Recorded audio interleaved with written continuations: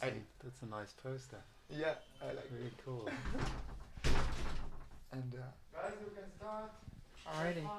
Thank you. thank you. All right. Thank you for tuning into the Queer House Takeover on Hua Radio. You're probably used to seeing people like rocking out on the decks in this tiled room, but today we're going to be in here talking on the mics, and then we're going to have some DJ sets after. My name is Elissa, Suckdog, and I'm going to be moderating a conversation today with two members of Queer House here. We have Pedro and Vincent, and we have Christian from the organization Berlin versus Amazon. That movement was founded in opposition to a skyscraper that's currently being built next to the East Side Mall. When the tower's completed, my mic's cutting a little. Hopefully that's just in the monitoring. Yeah.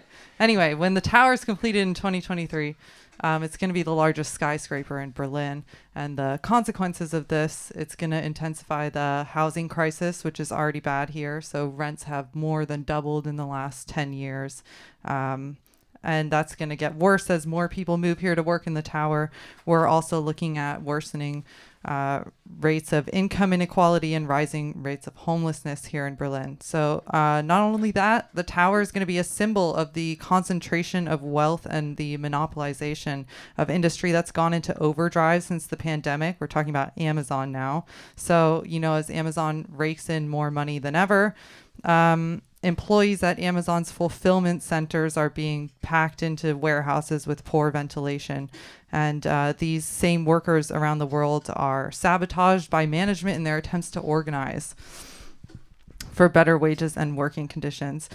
As for the dance music scene, we've already seen some of the effects of this, tech startup-driven gentrification. So at the beginning of last year, one of the most famous clubs in Berlin, Griesmühle, closed down due to pressure and intransigence from developers who brought their property in Neukölln. And other clubs have also been threatened by rising rents.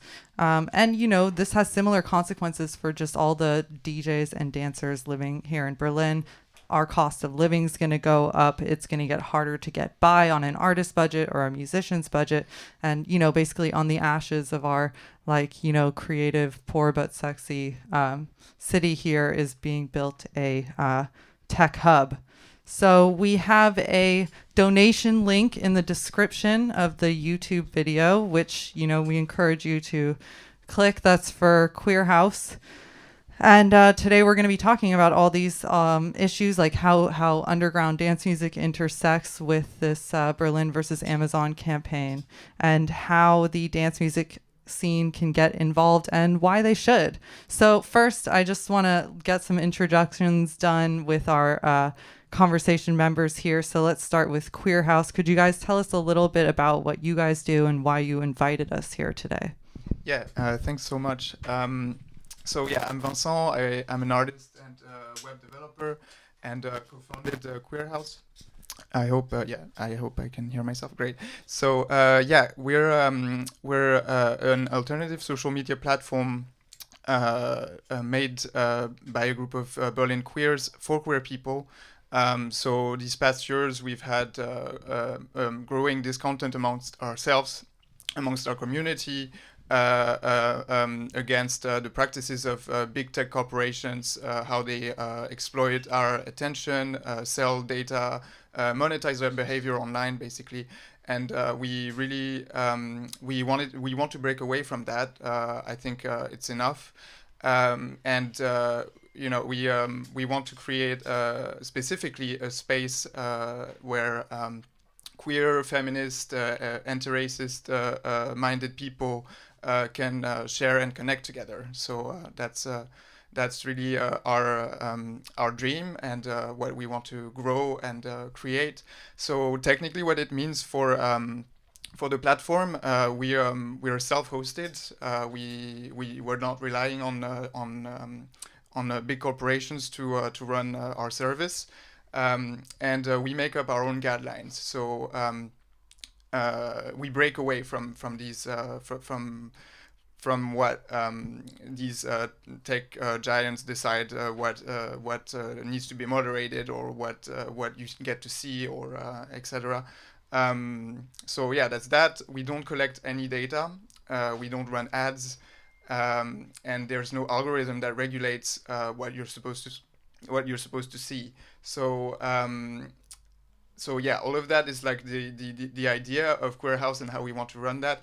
Obviously, that means also that uh, we don't make money out of this, and we don't want to, but we want to run and improve the platform, organize events like this to increase our visibility.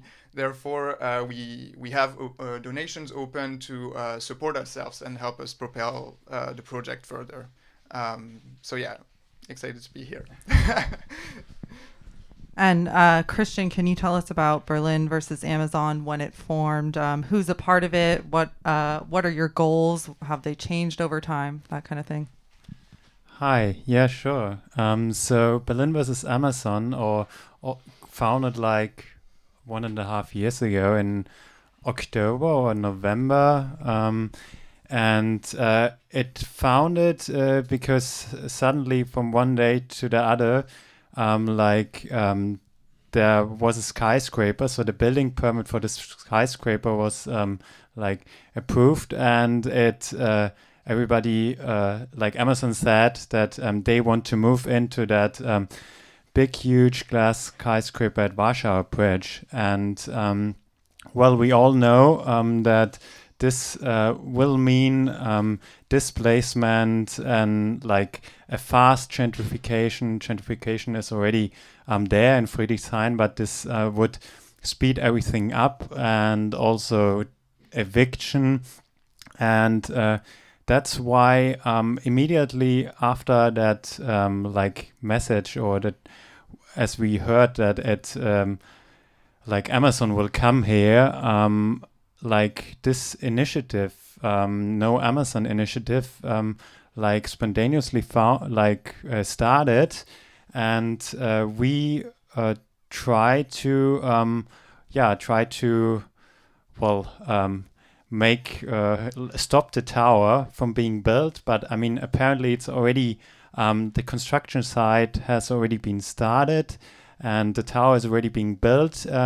But nevertheless, if we can't stop the tower, which could still be possible, we definitely don't want that a tech monopoly company like Amazon moves into Berlin with 3,500 mostly highly paid tech developers, so a tech elite that will upheal the whole neighborhood. And I think that was the founding reason, and so people who are active in the No Amazon, anti-Amazon initiative are mostly artists, residents. Then we also have tech workers in there, and I think that's broadly the people we are there. Like we are about 30 people, and currently the situation of the pandemic situation makes everything harder to organize, but it got really nice warm last week, so we can see that movement taking up again by in the next weeks, and we are ready to fight against Amazon and its practices, and in Berlin. Yeah, and my name is Pedro Maru, and I'm one DJ, and I come from Lisbon, and now I'm here in Berlin living.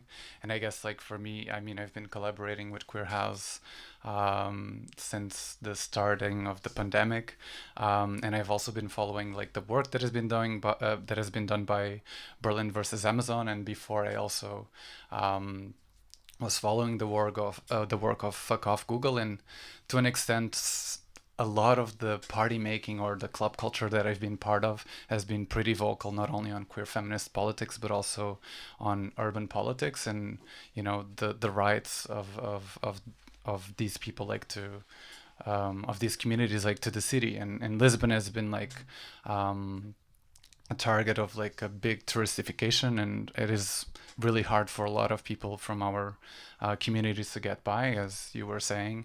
And I fear that the same is going to happen really fast to Berlin. And I feel like during the pandemic, this this work has been doubled down because people have been locked up at home. People are not as capable of organizing. You know, it's hard when it's impossible, almost impossible to organize protests and to meet up in the public space. And a lot of like these tech companies have gained a lot of territory. So I think one of the appeals that we do here are somehow like making this bridge between queer house and electronic music and the Berlin versus Amazon is to also to elevate this discourse to all the people that love, you know, this scene, the club electronic music scene, and also the queer scene, to understand that this is a battle also of our own, that we all need to somehow like partake and to mobilize. That's also like something that has been really impressive, like from the queer electronic music scene, is like we have also the numbers like to agitate and stir the discourse, and it's important that also the cities start seeing us not only as part of the problem but also as part of the solution. You know, people, we want to take action and we are mobilizing and helping out. And as we speak, the Deutsche Enteigen, so this referendum is in the second wave of collection of signatures. That is this legal movement that wants to socialize a lot of the housing from Deutsche Wohnung. And I feel like somehow maybe a lot of people might not see the connection between clubbing and these issues, but I think we need to further these debates and to create alliances. Yeah. Right on.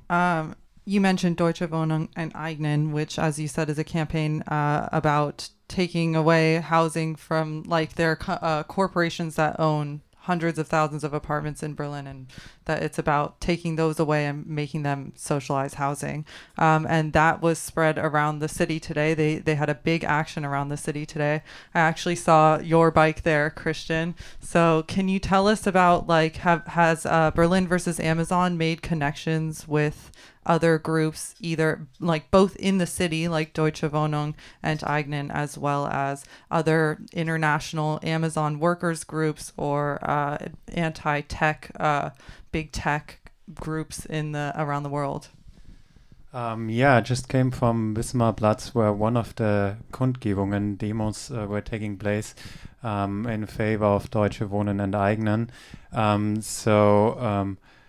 It was great, and I think currently a lot of initiatives in Berlin are networking and kind of seeing the connection between all the movements. So I think it's very important to see that it's one fight together, and the only way to reach our goals is to connect with each other and to change, change the system, or try to change the worst parts of the system we currently live in.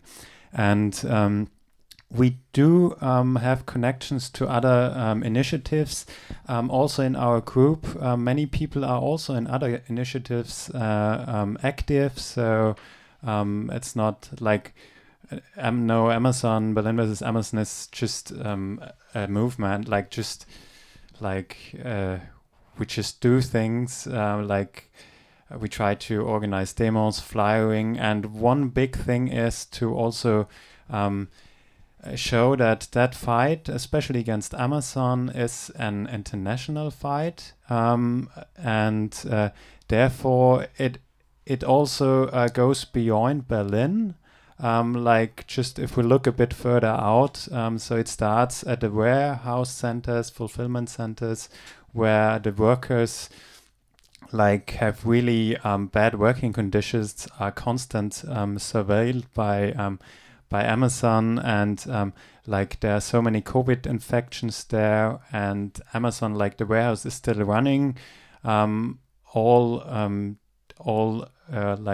with no closures. And I think therefore it's very important that we also bring those fights, the fights of the workers there, into Berlin, and also support them, for example. And we also have connections to New York and other big cities where, of course, things got things are already a catastrophe when it comes to those like topics. And yeah. So Queer House, you guys have obviously reached out of your specific community in a sort of similar way. What Berlin versus Amazon is reaching out of the city, and you guys have you've started by organizing within dance music and within the queer scene, but you've reached out to Berlin versus Amazon to do this today. You talked a little bit about this already, but could you just talk about why it was important to reach out of dance music, and also how it like your experience has been organizing within dance music, because it's not really, you know, the party scene isn't a group of people that's necessarily shares a common political interest or social background, and isn't even necessarily all politically active or interested in these kind of topics. So how has it been to activate people, and why was it important to you to reach outside of dance music today?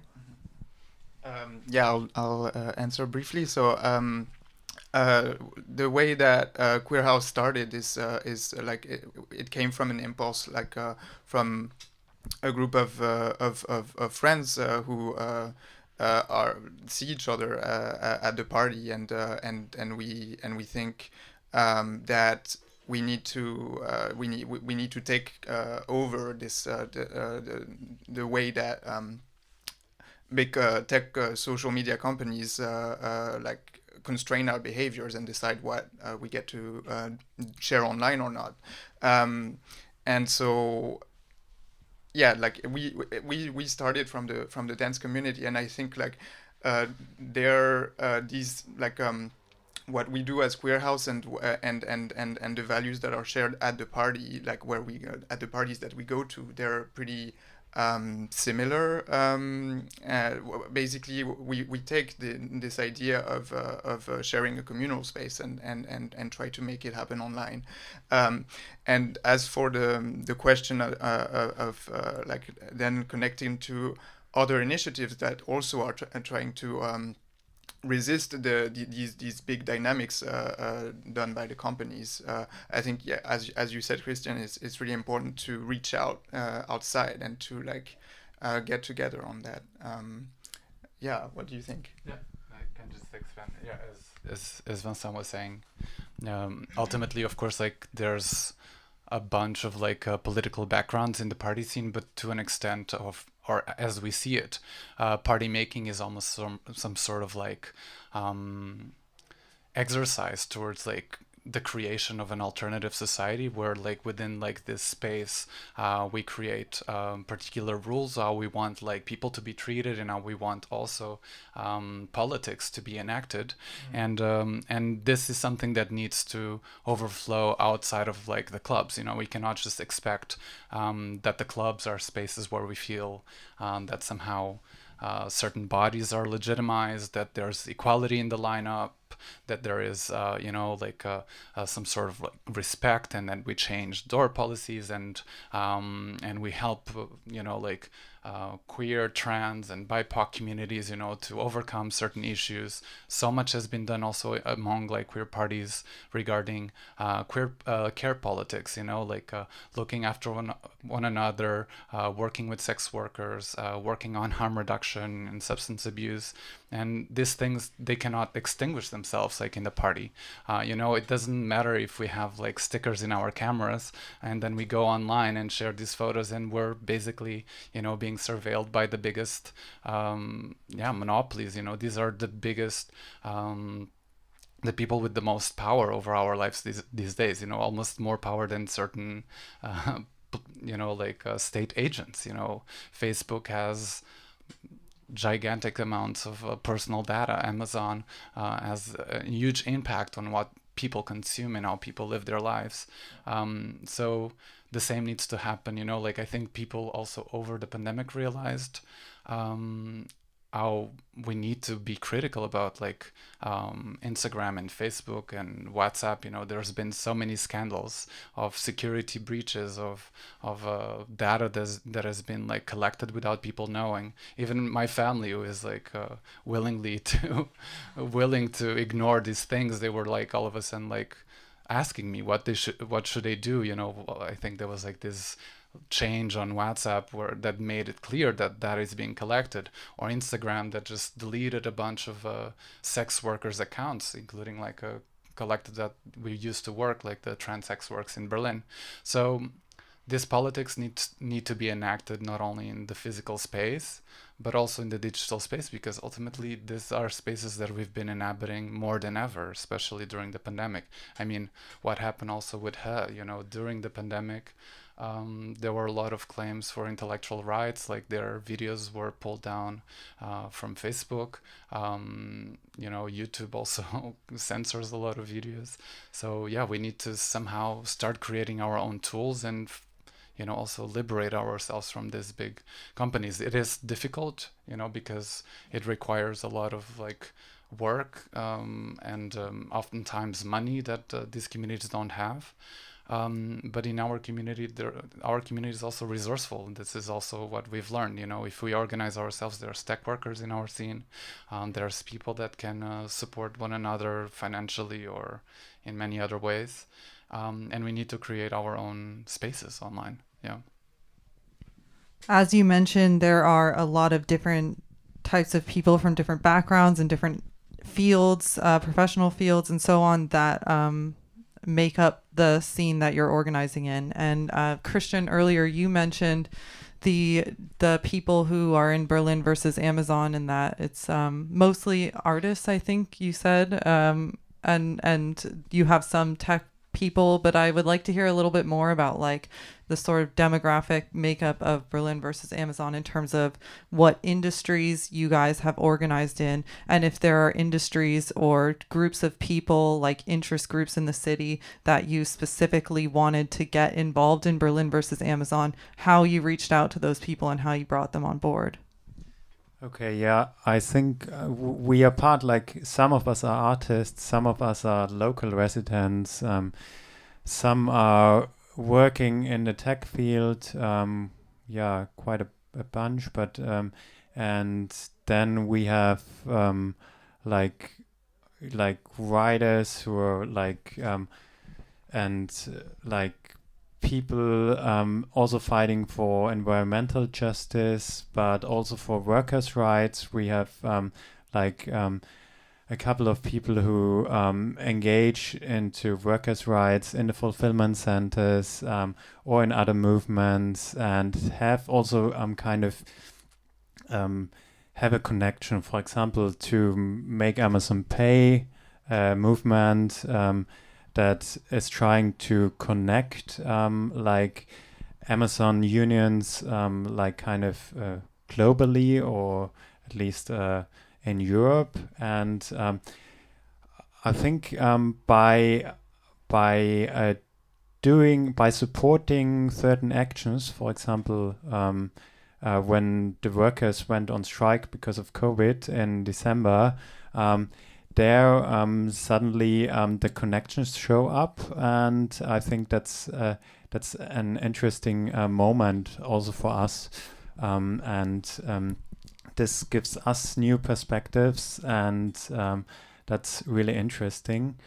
And like from a demographic perspective, I think yeah, we are diverse. I would say, well, half, like not only male, even though I'm sitting here, but I mean I'm also identify as queer, and I think like we also have a lot of international people in our group, which from Italy, Spain, UK, like Russia. We have like all kind of different backgrounds, also from the US.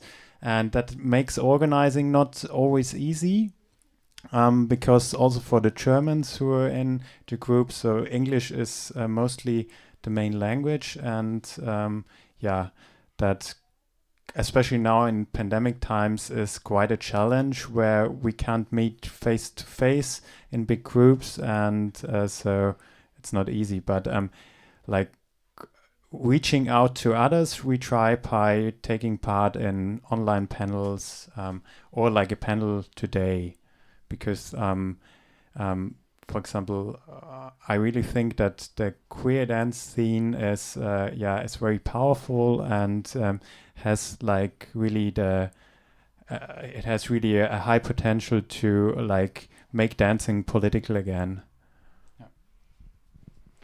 Yeah, I was just was wondering also.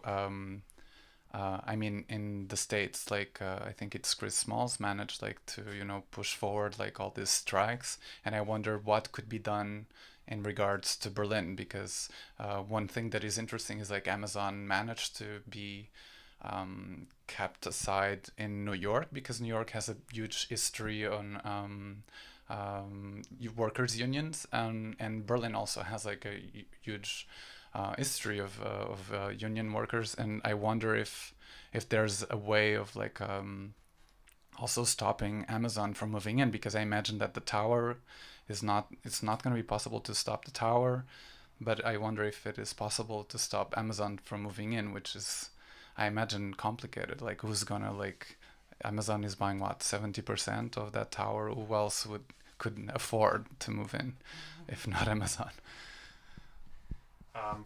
Yeah, I think it's definitely possible to stop Amazon from moving in. We just have to scratch on the image of Amazon, which, well, everybody knows that Amazon is an horrible employee, but everybody is still ordering at Amazon. And but I think together with other locally neighborhood structures, we can we can show people that once Amazon comes here, like the whole area will be upgraded, like kind of or upvalued without any kind of more value for the people, but just the area will become more valuable, and then other companies will move towards Amazon because they want to be close to Amazon. And that, for example, the RAW space is nearby where clubs are, and those area is also it's also a highly kind of not in a good shape right now, and people fight for it, and there's still a lot of possibilities nearby to kind of make the RAW like more like it was again. So yeah.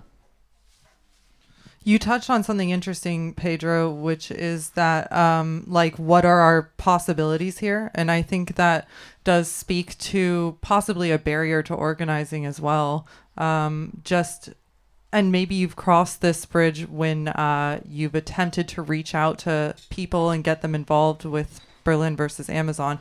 But if someone hears Berlin versus Amazon and that seems like a very almost an impossible enemy to come up against, or they see the tower is already half built, and sure, you're talking now about not letting Amazon move in, but like somebody's going to be making money in the biggest skyscraper in Berlin. Basically, this question is, what do you say to people who are discouraged from joining in on actions and activism because the what we face feels insurmountable? Well, I would say we are not only fighting against the tower, we are fighting in more broadly against the tech scene, or kind of the tech companies who are coming to Berlin, and that will never stop, and that is an ongoing struggle that we have to fight for. We have to make it clear that we need alternatives to the current infrastructure. For example, in the when we think about dancing, or like everybody listens to SoundCloud, yeah. So we listen on SoundCloud, and probably only a few people know that SoundCloud is fully hosted on Amazon's web services. So the whole backbone of SoundCloud lies with Amazon. The same thing with a lot of other big companies, even Signal. I mean, we think we're smart using Signal, not Facebook or WhatsApp, but even Signal is also hosted on Amazon. So I think it is really important to get the scope what Amazon is, and in the city as well. I mean, I think that's an important point, like, because oftentimes we think that Amazon is just like this retail service where people buy, but I feel like I must have read it somewhere that a big chunk of the money that they make is actually from the Amazon Web Services that hosts so many of the websites that we use, from like Twitch to SoundCloud, Signal. But I mean, then again, like, what can we do? You know, we're not gonna. I mean, it's hard to just stop using SoundCloud or to create 1,000 of other alternatives. I mean, I know that there was all this movement, you know, for people to stop using Amazon Prime or whatever. You know, I think it's a very good start, but ultimately, yeah, I don't know. Even for me, feels very insurmountable, and I feel like I've read a good chunk, but. I just wanted to reply because I think it's a really good point that you made, that it needs to be made clear that it is possible to have like alternatives and show how we can imagine that. Yeah, that's definitely what we're doing with Queer House. I think it's that's amazing. And maybe responding to the question you asked to Christian, Elissa. What Queer House does is not claiming to replace Facebook or these other social media platforms by any means, but like we're basically creating a space that we want to see and that is closer to the way that we want to interact and share online. I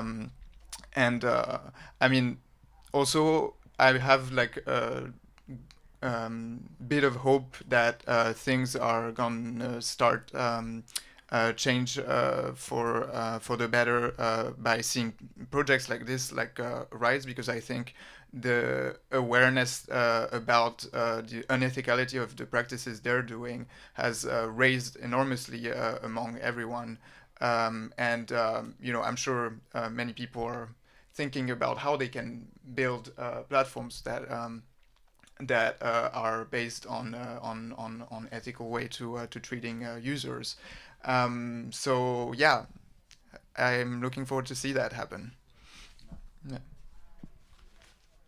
Yeah, I think important is like, I think if you have the privilege to if you have the time, if you have the privilege to use other alternatives or to think about using other alternatives, then you should definitely do that, and also not use the most convenient way, which is ordering online at Amazon, or like ordering at a food delivery service where workers are exploited. So I think that's very important also for people in the tech scene, in the tech field, that to engage critically with with maybe their employees or with the things they do. Yeah, and maybe just say that, of course, there's a lot of growing pains in this process. I mean, even with Queer House, like, you know, there's so many features that we wish we could have, you know. I think because we are also, you know, constantly working, having like this big behemoth, you know, as almost as an example of how people want to be sharing online and to socialize. But it's also like we need to also pluralize and create platforms that ultimately will serve us better. It's like, this is what people need to understand. You know, it's like, maybe Facebook is more convenient because our mom and our grandma and our, you know, like college colleagues and everyone's there. So of course, like it is way easier to reach out to people, and you get a lot more following and projection. But also ultimately, these platforms are also like hindering a lot of us, you know, like the fact that they censor certain types of bodies. You get like, you know, a nipple or a certain nudity, it gets turned down. Lecken got their page turned down just because they thought it was some sort of like sex service I don't know, business, just because it talked about like sex positivity. So ultimately it's gonna eat us alive. So we need to, I think this is kind of, for me at least, kind of a good reminder that, yeah, maybe I need to go and use like this clunky, clunky alternative open source platforms. But yeah, there I don't feel as yeah, as exposed or at the hands of this stupid community guidelines that I don't even know what kind of community are they talking about. It's definitely not my community. Yeah. Well, Christian, you mentioned strategies of resistance like boycotting Amazon, and it did make me think. I read an interview on Jacobin Deutschland that was published back in December when there were strikes happening here in Germany around the country with the union that represents Amazon workers here, Verdi. And there's, we should probably explain how that works in Germany. Like but I want to center this around basically these workers were talking about how boycotting Amazon could result just in their wages being suppressed or them being laid off. And so they were encouraging people to join movements that you mentioned earlier, like Make Amazon Pay and things like that. So I would like to hear about like what you guys think are, you've already talked a little about this, but just specifically, what are strategies? How can people get involved in Berlin versus Amazon? Like what can we do in our personal lives? What can we do with organizing? Yeah, like, well, everybody, like anybody who is interested can join us or can just take part in one of our things we do, and we're really happy if people join us, because this will make everything more bigger and a broader movement. And from our side, I would say like we have totally different opinions. Also, for example, if we talk about boycott Amazon, this is totally like some people do support that, some people don't. So, but that's good. We are like a diverse movement, and so we don't always have to share the same opinions and goals. But you can join us by like following us on Twitter, or go on our website and sign up for the newsletter. That's berlinversusamazon.com, and at Twitter we have Berlin versus Amazon, and also on Instagram you can find us and see when we have our next open meeting or when we do flyering somewhere, and just say hello to us and join us from that point. And I think like one of the best thing about such an initiative, if you're part of an initiative of like Berlin versus Amazon, or it could also be Deutsche Wohnen enteignen, or any other group in Berlin, is that you find a lot of new friends, and that you suddenly see your local neighborhood, your local community in a different way. So you engage with the community. Rather than just living in Berlin, for example, you also contribute, and you also make Berlin in a way you would like it to be. I think that's a very important part of joining a community or a movement. Yeah. Yeah, definitely organizing locally, I think is really important. We want to fight to improve the things we want to see in our city. I would respond by support projects that you want to see more of in your local physical or online space. You can support Queer House. And I also wanted to touch on a note that one of the motivations that were behind creating Queer House was that we can also have this as a space that is like more dedicated to organizing and sharing resources between ourselves. And on Facebook there's a lot of noise, and maybe like how I like to use Queer House personally is share like interesting insightful things with an audience who I know will respond to that. So yeah, I would say that. Yeah. And just to add to that, it's one way that I feel like people could help out. I mean, not everyone can help in the same way. Some people don't have the time, some people don't have the money, some people don't have the know-how, but there's always something that can be done. And at Queer House or many other projects, it's like it can be, I mean, they can always reach out, you know, if you're a tech worker, if you would like to donate and use the platform, if you would like to contribute, you know, like to even build the platform, you know, like we always, these platforms, you know, we don't have massive headquarters with you know with people like you know, farms dedicated like to censoring and cleaning this the online space. So we need as much people as possible that want to be implicated. We want it to be also, you know, like a community and democratic process when it comes to regulating the space. So everyone is invited like to reach out and to say, hey, I would love to establish my collective inside of this page, you know, like, hey, like Transex Works like got deleted, like everyone, you know, that would feel somehow represented by these values can reach out, and we can help them out also to create their own platforms. You know, Queer House is part of a network of other social medias, and they can all communicate in certain ways, but each social media can have different rules, you know, different values. So I think there's many ways in which people can participate. And how about specifically non-Germans? So I haven't specifically addressed this. We have talked about the breakdown. You mentioned a lot of people in Berlin versus Amazon are international. In what ways does this limit people's ability to get involved in local politics or activism? And what can international people do in Berlin?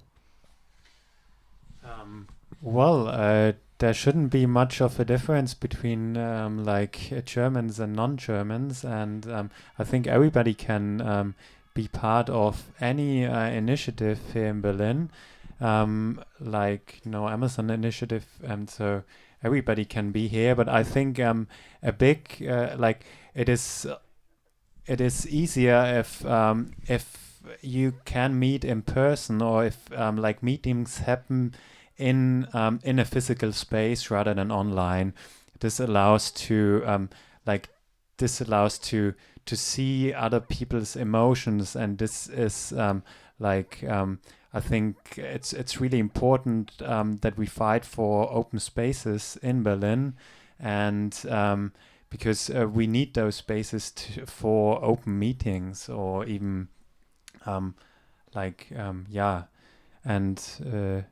I don't think there's any barrier for international people to join, for example, Berlin versus Amazon. We are happy to everybody can take part, and even if that's just flyering, or if we have a lot of artists who do illustrations, or there's so many ways on how you can contribute, and it's just say hello to your local initiatives or local communities. Yeah, I think this is an important question. I mean, at Deutsche Anzeigen, like, this has been like also a big issue or a big debate, because oftentimes, in this specific issue, non-Germans are not allowed to vote on this referendum. But there's something that we can do, and this is why I'm part of this Deutsche Wohnung Enteignen group that is mostly international people that are not allowed to vote, but we're all part of the collection of signatures, postering, sharing, also mobilizing the electronic music scene, which is widely non-German, but we have a big platform. We have also a lot of visibility in the media. As you were saying, the city is also highly known, and